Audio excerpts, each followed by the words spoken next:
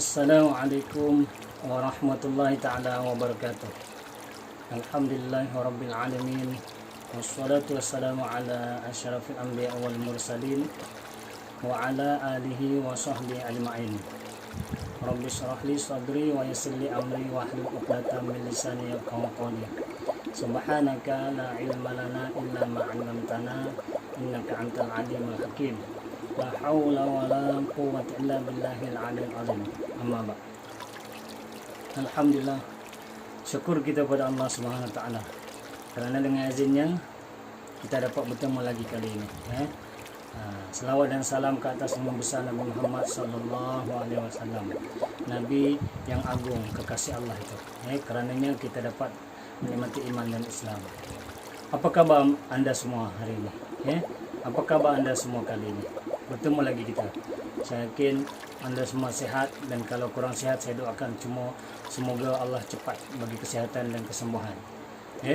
Jadi kali ini tanpa membuang masa, mari kita berkongsi lagi dengan satu perkara yang ada di dalam ajaran Islam yang telah diturunkan oleh Rasulullah sallallahu alaihi wasallam, yang disampaikan oleh Allah SWT melalui malaikat Jibril alaihi salam kepada Rasulullah SAW untuk kita umatnya. Tujuannya supaya kita mengamalkannya. Tujuannya supaya kita selamat di akhirat. Tujuannya supaya kita selamat daripada azab kubur. Jadi perkara yang saya nak kongsikan hari ini ialah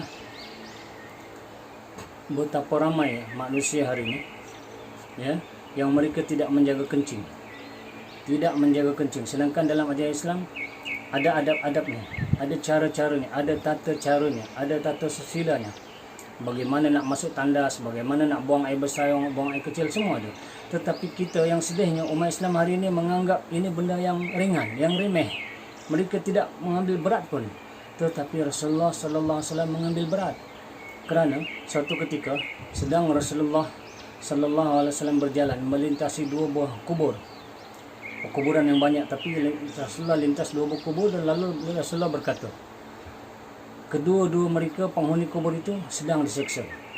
Mereka disiksa bukanlah kerana dosa-dosa besar, dosa berat, tapi hanya kerana masalah yang kecil. Yang satu kubur disiksa kerana tidak menjaga kencing, kata Rasulullah sallallahu alaihi wasallam. Yang satu lagi kerana suka mengadu domba. Mengadu domba, mengumpat, orang sekarang kata membawang. Tetapi kali ini saya nak bincangkan pasal jaga kencing. Insya-Allah pasal mengadu domba kita akan bahas, kita akan bincangkan di siri-siri yang lain.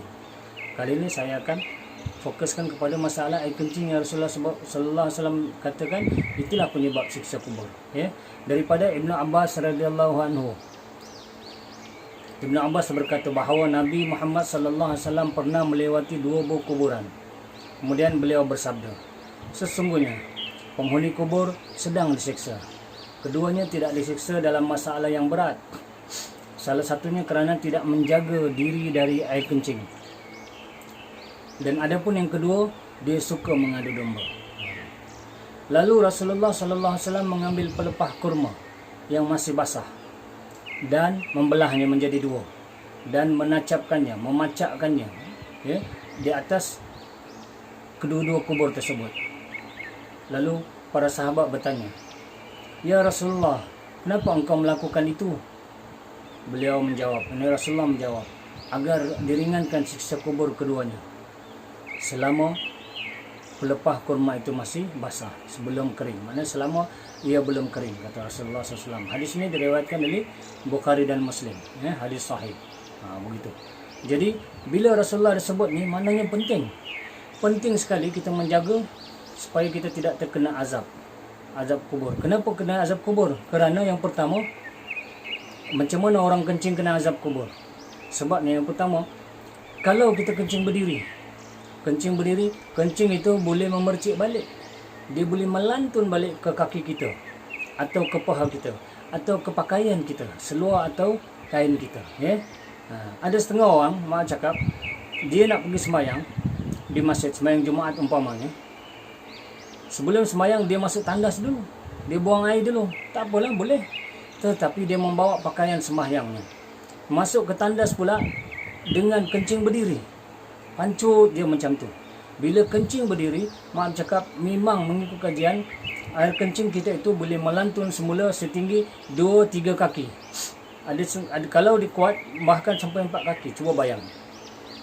Di melantun balik terkena pada kita.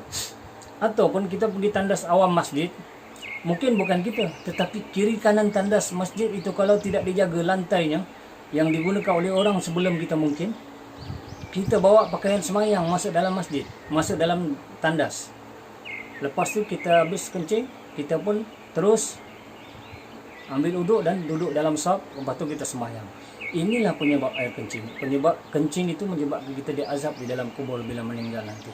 Kerana apa? Yang Rasulullah sebutkan kerana tidak menjaga kencing, inilah dia. Sebab yang di dalam kubur hadis tadi, inilah masalah. Itu satu. Yang kedua, tidak menjaga kencing, acing memercik, tidak ataupun tidak beristinja dengan betul. Nanti kita sentuh sedikit istinja di sini. Kemudian yang kedua, kenapa boleh dia azab kerana kencing? Yang kedua, bila mereka kencing tak lawas. Orang kencing tak lawas ni biasanya umur 30-an 40-an ke atas lah. Ada masalah prostat ataupun ada masalah pundi kencing. Hilang ataupun kawalan kencing dah tak bagus. Lepas buang air kecil, bila dah basuh dah pun, kemaluan maaf cakap. Tapi bila sembahyang, ketika rokok atau sujud akan keluar setitik atau 2 titik kerana bersujud atau rokok. Maka yang itu dibiarkan saja, dibawa terus dalam sembahyang.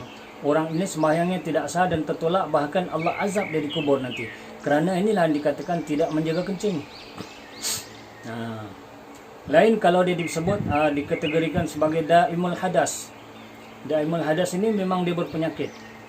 Memang dia ada masalah prostatnya ataupun pundi kencingnya dah radang teruk dah. Dia memang tak boleh kawal, memang sentiasa mengalir. Itu lain cerita, itu dimaafkan. Tapi ini cerita yang ada masih bila sujud atau rukuk keluar 1 atau 2 titik. Kerana apa? Kerana ketika istinja, ketika dia kencing, dia tidak faham bagaimana cara kencing yang diajarkan oleh Rasulullah sallallahu alaihi wasallam. Maka inilah yang disebut oleh Rasulullah sallallahu alaihi wasallam, inna ammata azabil qabri minhu. Sesungguhnya kebanyakan siksa kubur berpunca daripadanya, daripada kencing tadi.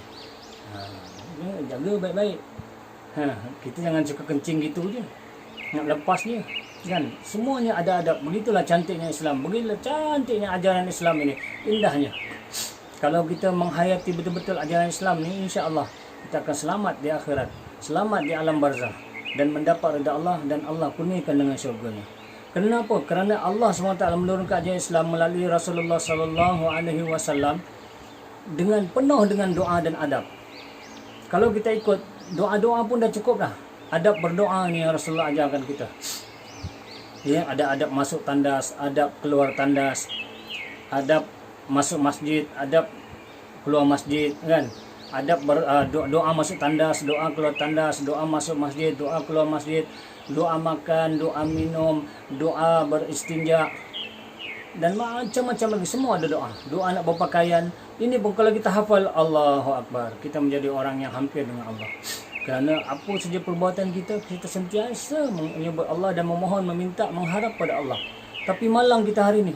Berapa ramai umat Islam hari ini tak tahu berdoa, tak faham pun tentang apa-apa doa. Syukurlah paling kurang dia pandai doa makan, alhamdulillah. Tapi doa-doa yang lain tak faham langsung.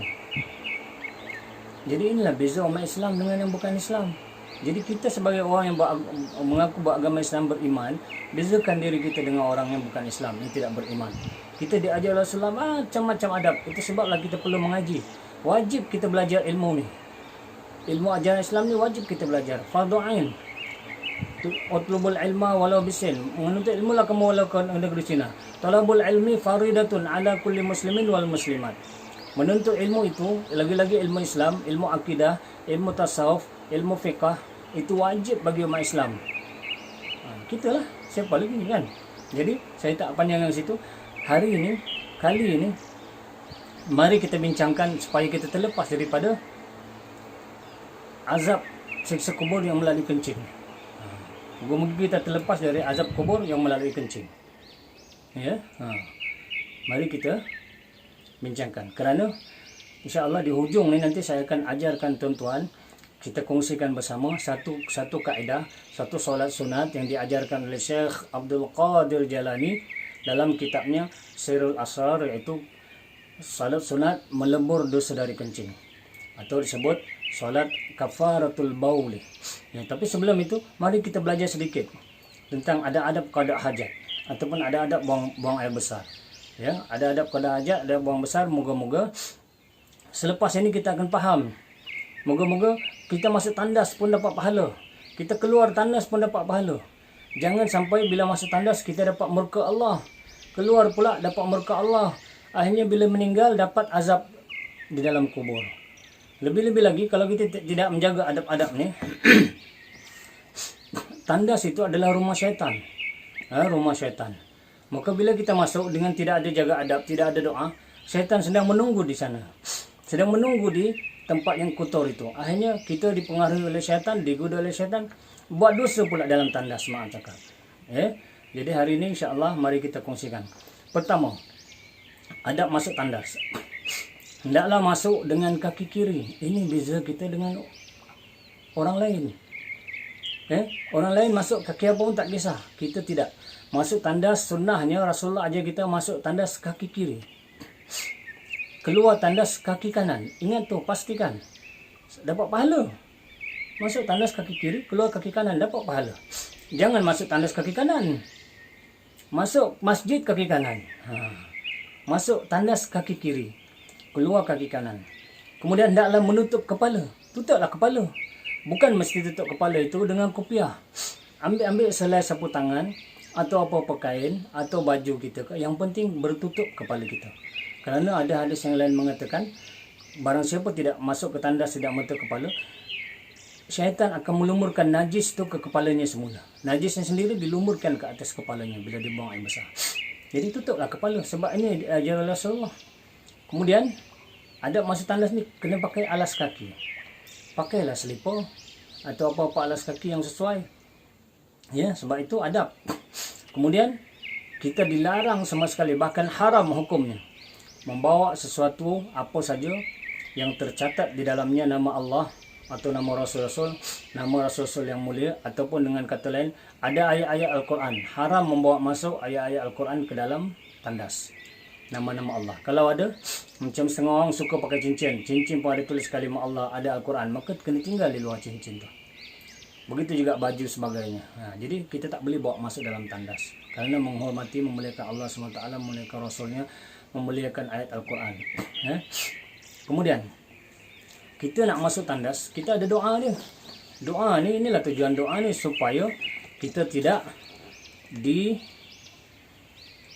oleh syaitan di dalam tandas itu. Kan? A'udzubillahi minasyaitonirrajim. Bismillahi a'udzubillahi minarrijsin najis al-khabithil mukhbis asyaitanir rajim. Itu salah satu doa. A'udzu billahi minasyaitonir rajim. Bismillahi a'udzubillahi minarrijsin najisil khabithil mukhbisis syaitanir rajim. Sekali lagi supaya boleh faham. Bismillahi a'udzubillahi minarrijsin najisil khabithil mukhbisis syaitanir rajim. Maksudnya dengan nama Allah, aku berlindung dengan Allah daripada kekotoran najis yang busuk yang menjurus kepada kejahatan, iaitu syaitan yang terkutuk, syaitan rajim. Itu. Kemudian bila kita keluar pun ada doanya. Alhamdulillahillazi azhab 'anil adza wa afani, itu paling pendek. Ataupun ghufranaka alhamdulillahillazi azhab 'anil alhamdulillahillazi azhab 'ani ma yu'dhini wa abqa fi ma yanfa'uni. Sekali lagi, ghufranaka alhamdulillahillazi azhab 'anni ma yu'dhini wa abqa fi ma yanfa'uni. Itu.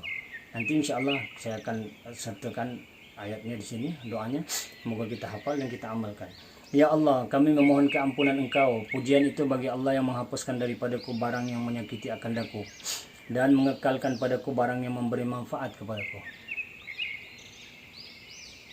Itu doa masuk dan doa keluar tandas. Kemudian kita nak masuk tandas, kena sediakan air lah.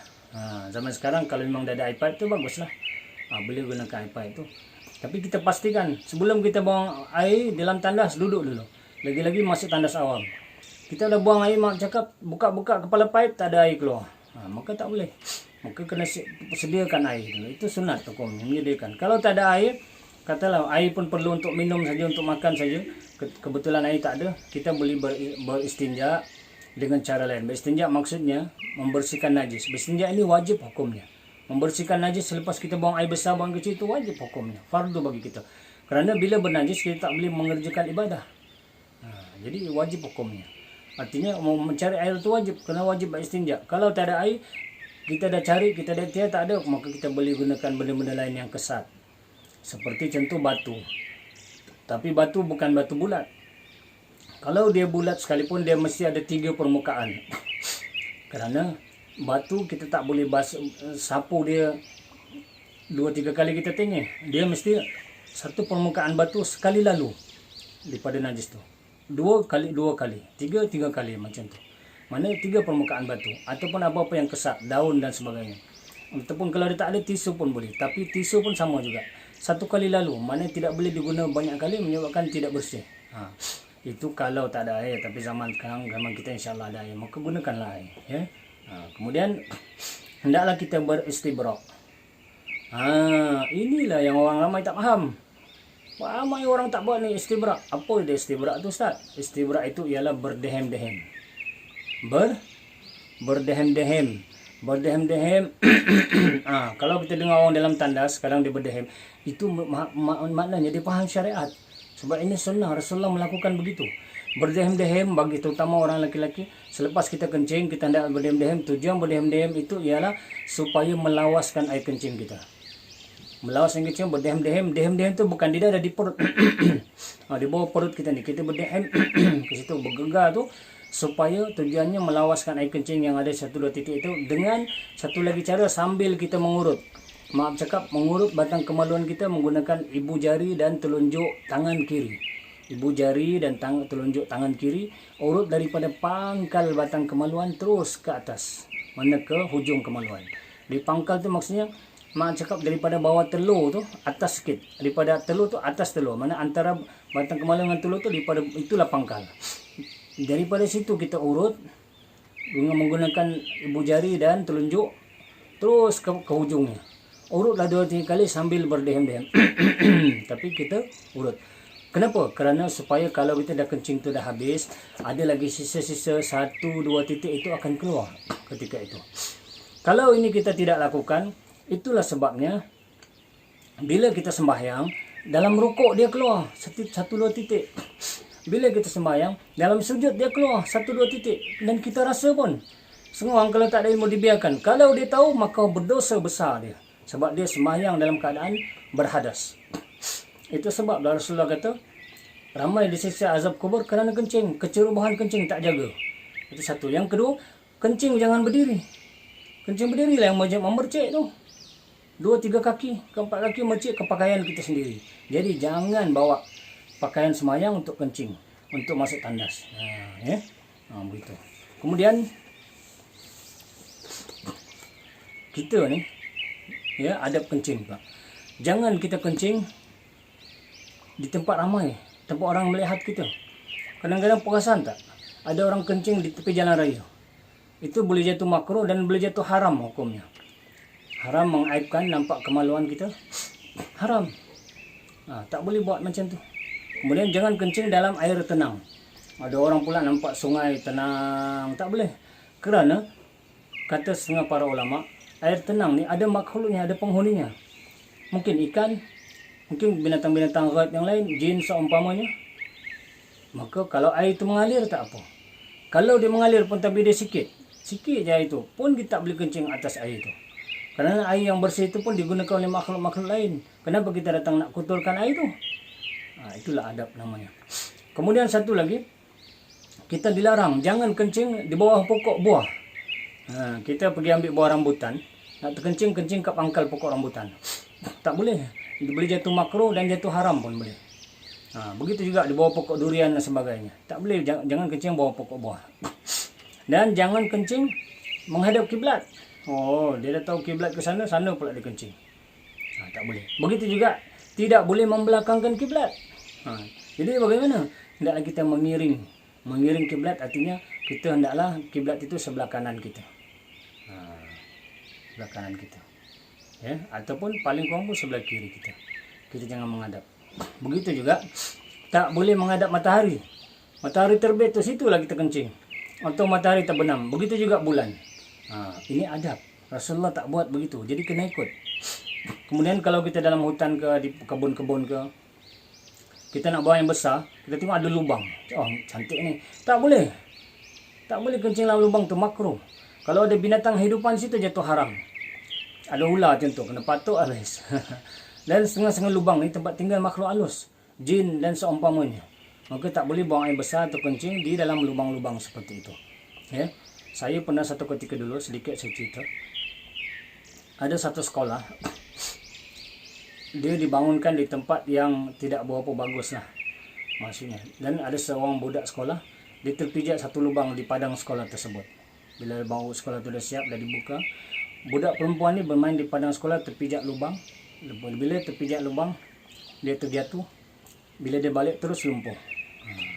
Dan dikatakan bila dibawa ke hospital, doktor tengok dia tak ada apa, orang saraf semua okey, tapi heran kenapa dia lumpuh. Maka dikatakan oleh orang yang mengubat itu, seorang ustaz, dia terpijak tempat makhluk halus. Boleh jadi insya-Allah. Kita tak boleh menafikan.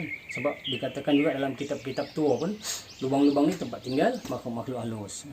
Jadi jangan kencing di tempat lubang. Tak boleh kencing pula tempat keras. Tanah keras kita kencing berdiri, mancut. Ataupun dalam atas semen. Itu sebab dia memercik. Kenapa dilarang? Kerana supaya tidak dia melantun, memercik semula kepada kita. Ya. Jadi itu antara adab-adab kita pergi kencing. Kemudian setelah kita kencing tadi, ya, setelah kita kencing, macam mana kita nak macam mana kita nak beristinja? Beristinja kemudian ada caranya. Beristinja waktu kita nak bersihkan tu ada doanya. Diajar lagi dalam kitab. Kalau kita buka kitab Bidayatul Hidayah karangan Hujjatul Islam Abu Hamid Muhammad Al-Ghazali, iaitu Imam Al-Ghazali rahimahullah taala. Dia mengajarkan kita doa ketika kita nak beristinja tu. Istinja tu mesti dengan tangan kiri. Jangan guna tangan kanan. Kena ingat tu, istinja mesti guna tangan kiri. Kecuali kita tak ada tangan kiri, maka diharuskan guna tangan kanan. Itulah yang cerita. Itu dipanggil hukum yang aradi mendatang kemudian. Tapi bila tangan kanan dan kiri kita dua-dua sempurna, maka beristinja hendaklah digunakan tangan kiri. Sunnah begitu kerana itulah perbuatan Rasulullah sallallahu alaihi wasallam. Jadi apa doa dia? Doa ketika kita cebok, doa ketika istinja ataupun kita cebok. Nanti hafalkan doa ini. Bismillahirrahmanirrahim. Allahumma tahhir qalbi minan nifaq wa hassin farji minal fawahish. Sekali lagi, Allahumma tahhir qalbi minan nifaq wa hassin farji minal fawahish. Allahumma tahhir qalbi minan nifaq wa hassin farji minal fawahish. Maksudnya, ya Allah, sucikanlah hatiku daripada sifat nifaq dan peliharakanlah kemaluanku daripada kejahatan dan perzinaan. Nampak tu. Ya, dalam kita buang air besar pun kita kena doa supaya kita terselamat daripada nifaq. Nifaq ni maknanya sifat orang munafik. Kemudian dipelihara kemaluan kita supaya tidak terlibat dengan zina. Jadi amalkanlah selalu. Inilah doanya, ya. Amalkan selalu doa ini. Kemudian bila kita dah selesai, ya, nak istinja tu, kita nak istinja tu kita kena niat. Sambil kita doa tu kita istinja tu kita niatlah. Nawaitul istinja'a minal bauli wal ghaiti fardan alayya lillahi ta'ala. Itu doa dia ataupun niat dia. Niat nak istinja. Kita istinja tadi kita niat. Nawaitul istinja'a minal bauli wal ghaiti fardan alayya lillahi ta'ala. Di dalam kitab Kifayatul Ghulam disebutkan begitulah niatnya. Ya. Tapi ini lafaz niat. Kita tidak faham ni pun, tidak tahu lafaz ni, tak apa, cukuplah di hati kita berniat nak beristinja kerana Allah, nak bersihkan. Tapi kalau kita hafal ini, kita baca juga ini di dalam tandas, kena baca dalam hati, kena ingat tu. Tadi pun doa tadi tu, Allahumma tahhir qalbi, kan? Allahumma tahhir qalbi itu pun kena baca semuanya dalam hati. Sebab kita dah sebut tadi, kita tak boleh bawa sesuatu yang melambangkan kalimah Allah, nama-nama para nabi dan rasul ataupun ayat Quran. Bawa pun tak boleh, apalagi nak sebut. Artinya sebut dalam hati. Doa dalam hati. Nawaitul istinja'a minal bauli wal ghaiti fardal alayya lillahi ta'ala. Sahaja aku bersuci daripada kencing dan berak, fardu atasku kerana Allah Ta'ala. Begitu itu niatnya. Kemudian Tadi kita dah banyak kencing kita entah lama dah. Kita mungkin juga kalau kita dalam jamban, dalam tandas mungkin kita jaga tak memercik, tak bawa kain semayang dalam tandas bersih. Tetapi bila sujud dan rukuk kita terkucil. Kita keluar setitik dua titik air kencing kita. Jadi bagaimana? Maka hendaklah kita semayang semula. Batal semayang kita. Sebab kita menanggung najis. Ya. Menanggung najis dan uduk kita pun dah batal. Sebab apa? Keluar sesuatu daripada dua jalan antara yang membatalkan uduk kan. Maka keluarlah daripada kemaluan, keluar air kencing najis, maka batal uduk, bersihkan balik kemaluan kita, ambil uduk dan semayang balik. Kan bila berlaku tu. Tapi jangan kencing lagi. Sebab tadi kita ada kencing nanti keluar lagi. Dia tahan dulu kencing tu, yang terkeluar tu je kita bersihkan. Kita uduk semula, lepas tu kita angkat semayang, kita takbir angkat semayang semula. Apa semayang kita buat tadi? Semayang zuhur atau semayang apa-apalah yang sunat sebagainya. Tetapi setelah itu tidak cukup itu. Lebih baik kita berdoa, kita buat lagi satu lagi sembahyang yang diajarkan oleh Syekh Abdul Qadir Jalani di dalam kitab Sirrul Asrar. Dikatakan oleh Syekh Abdul Qadir Jalani, iaitu sembahyang inilah yang dikatakan sembahyang kafaratul bauli. Apa dia? Sembahyang kafaratul bauli. Sembahyang melebur dosa dari kencing. Yalah kita kencing tadi dah kira menyebabkan kita terazab. Moga-moga dengan usaha ikhtiar kita ini, kita sembahyang sunat, maka kita terlepas daripada azab siksa kubur kerana kencing itu. Jadi ini dia. Barang siapa mengamalkan salat ini, insya-Allah dia akan selamat dari azab kubur yang disebabkan oleh masalah kencing. Iaitu bagaimana kaifiat dia? Kaifiat dia sembahyang ini kita kerjakan 2 rakaat. Tak banyak, 2 rakaat je, jangan risau. Kemudian setiap rakaat setelah membaca surah Al-Fatihah, maka hendaklah kita membaca surah Al-Kautsar sebanyak 7 kali. Rakaat pertama selepas Fatihah baca surah Al-Kautsar sebanyak 7 kali. Rakaat kedua selepas Fatihah pun sama, baca surah Al-Kautsar sebanyak 7 kali. Apa dia Al-Kautsar ni? Al-Kautsar ni inilah dia, ayat pendek je, jangan risau. Ya. Bismillahirrahmanirrahim. Inna a'tainakal kautsar fasalli li rabbika wanhar. Inna syani'aka huwal abtar. Itulah dia. Pendek je surah Al-Kautsar ni. Yang ni dibaca 7 kali. Rakaat pertama dan 7 kali rakaat kedua selepas membaca surah Al-Fatihah. Kemudian yang lain sama saja. Sampai bagi salam, lepas tu kita doa lah, apa-apa doa kita, dan kita selitkanlah doa dalam bahasa Melayu ke yang kita faham. Kita memohon ampun dari Allah kerana kencing. Kita boleh doakan. Dan kita boleh buat solat ini bila-bila masa saja. Tapi dalam kitab Sirrul Asrar dianjurkan oleh Syekh Abdul Qadir Al-Jalani, kalau kita istiqamah salat duha, selepas kita mengerjakan salat duha, ya waktu pagi itu. Waktu duha itu selepas salat duha buatlah. Ataupun kita salat taubat dulu, lepas tu kita salatlah salat sunat kafar.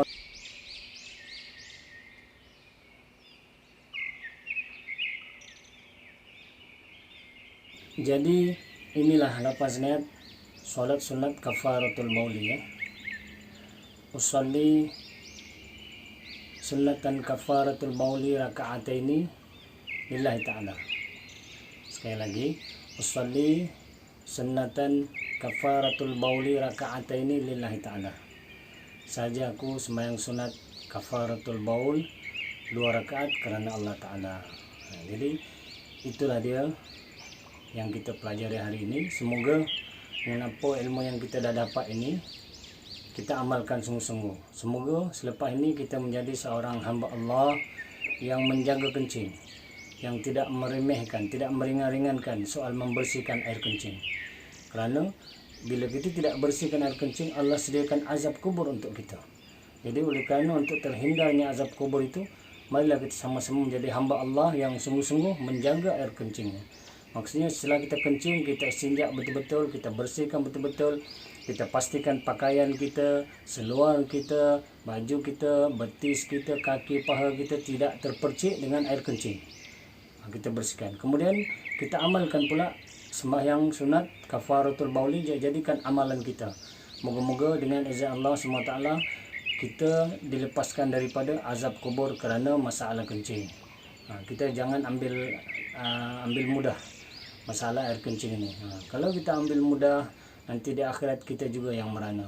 Nanti di alam barzah kita juga yang sengsara. Jadi marilah kita sama-sama amalkan Salat sunat kafaratul bauli, amalkan adab-adab masuk tandas, amalkan cara orang Islam, cara Rasulullah yang ada ajarkan pada kita, bagaimana cara masuk keluar tandas, bagaimana cara nak qada hajat, nak kencing, nak buang air besar, nak buang air kecil itu. Kerana itulah kita orang yang beragama Islam ini, beriman ini berbeza dengan orang-orang lain yang bukan beriman pada Allah Subhanahu Wa Taala. Jadi amalkanlah sungguh-sungguh sembahyang kafaratul bauli ini. Ya, jangan kita pandang rendah, kita pandang remeh, atau jangan kita ringan-ringankan. Semoga dengan apa yang kita dapat hari ini, insya-Allah akan memberi manfaat kepada kita, memberi manfaat kita untuk hidup kita, menempuh hidup kita terus, sisa-sisa hidup yang ada ini untuk diteruskan mencari redha Allah Subhanahu Wa Taala. Selamat beramal, semoga kita menjadi orang yang berjaya di dunia dan berjaya di akhirat. Jadi saya rasa cukup itu saja sekali ini. Moga-moga apa yang saya sampaikan itu ada manfaatnya untuk kita, terutama untuk diri saya yang bercakap ini.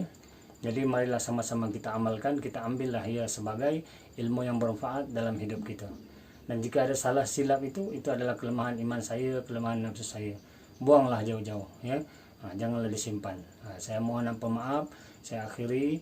Aqulu qawli hadza wa astaghfirullahal azim li wa lakum wa lisa'il muslimin fa yafazul mustaghfirin wa ya najatat taibin.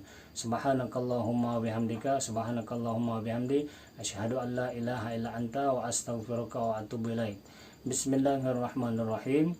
Wal asri innal insana lafi khusr illa alladhina amanu wa amilus shalihat wa tawasaw bil haqqi wa tawasaw bis sabr. Assalamualaikum warahmatullahi taala wabarakatuh.